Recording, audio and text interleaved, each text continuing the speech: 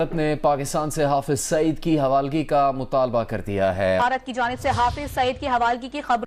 जी हाँ, हाफिज सईद जो कि यूनाइटेड नेशन की तरफ से डेजिग्नेटेड टेररिस्ट जो है वो डिक्लेयर किया गया है। तो इस वक्त नाज़रीन पाकिस्तान तारीख की बदतरीन माशी बहरान की सिचुएशन से दो चार है और ऐसे में वजारत खारजा को एक गिरफ्तारी का यानी कि हैंड ओवर करने की दरख्वास्त भारत की तरफ से दी गई है। प्यारो बच्चों, इसको दरख्वास्त नहीं बोलते, इसको वार्निंग बोलते हैं। तुमने जो हाफिज सईद को दामाद बना के रखा ना, उसको सौंप दो, वरना बहुत बुरे दिन आने वाले हैं तुम्हारे। और ये जो शख्स हैं जिनको गिरफ्तार करने की दरख्वास्त दी गई है वो हाफिज मोहम्मद सईद है। भारत की तरफ से हाफिज सईद को पुलवामा हमले की तहकीकात में नामजद किया गया है। आई डोंट नो क्या रीजन है, किस वजह से पाकिस्तानियों का इम्पैक्ट ग्लोबली बहुत बुरा क्रिएट हो चुका है। पूरी दुनिया में उनको टेररिस्ट कंसीडर किया जाता है। बहुत मतलब ये एक आज की बात नहीं है। हाफिज सईद, मौलाना मसूद अजहर और इस तरह के बहुत सारे लोग हैं। कोई भी मुल्क खुशहाल और ताकतवर नहीं बन सकता अगर उसकी बुनियादी सनद दहशतगर्दी हो। तो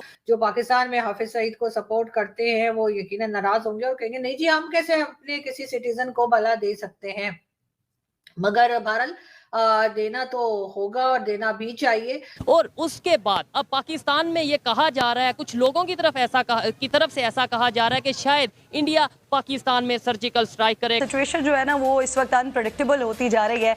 अरसे तक हमारे एसेट्स में से रहे, अब शायद लायबिलिटी है। बाहर के ममालिक में और बाहर के लोगों के मुंह से अपने लिए टेररिस्ट सुनने को मिल। जय हिंद दोस्तों, भारत ने मुंबई में 26/11 को हुए आतंकी हमले के मास्टरमाइंड हाफिज सईद को मांगा है और भारत सरकार ने आधिकारिक रूप से उसको हाफिज सईद को प्रत्यारोपण करने के लिए बोला गया है। चलो दोस्तों, इस बात के ऊपर पाकिस्तान मीडिया में क्या हलचल चल रही है, क्या ऐसी सुनामी आ रखी है, उसकी तरफ नजर गड़ाते हैं। अब भारत की तरफ से डिमांड की गई है। भारत ने पहले भी कहा था कि पाकिस्तान से तभी बात होगी अगर पाकिस्तान जो है टेररिज्म को छोड़ेगा, टेररिज्म का साथ छोड़ेगा। बात हम करेंगे आज की जो सबसे बड़ी न्यूज चल रही है और वो है जी हाफिज सईद को लेकर। जी हाँ, हाफिज सईद जो कि यूनाइटेड नेशन की तरफ से डेजिग्नेटेड टेररिस्ट जो है वो डिक्लेयर किया गया है। पाकिस्तान में रहता है, पाकिस्तान के लोग मगर जी उसको बड़ा कोई देवता मानते हैं, बड़ा ये मानते हैं कि जी वो तो बड़ा ही कोई नेक आदमी है जो कि मदरसे चला रहा है, जो कि बड़ा अच्छा काम कर रहा है, जिहाद की बातें कर रहा है। हाँ हाँ, पढ़े लिखे जाहिलो, इसलिए तो बोला जाता है तुमको कोई 10 रुपए एक्स्ट्रा भीख में डाल देना, वो तुम्हारे लिए देवता हो जाता है, देवते समान तुल्य हो जाता है, पूज्य योग्य हो जाता है। पिछवाड़ा ना तुम्हारा तो पिछवाड़ा बंदर की तरह लाल करता रहे ना, तब तुम काबू में आओगे भिखारियों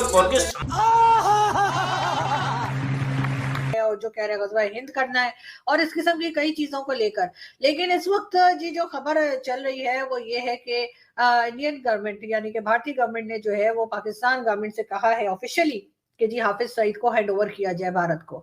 अब इसके ऊपर यकीनन बहुत से लोग जो पाकिस्तान में हाफिज सईद को सपोर्ट करते हैं वो यकीनन नाराज होंगे और कहेंगे नहीं जी, हम कैसे अपने किसी सिटीजन को भला दे सकते हैं।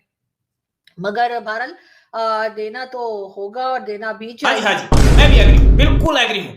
देना भी चाहिए, देना पड़ेगा, वरना मुंह और थप्पड़ का ज्यादा फासला नहीं है, समझ गए।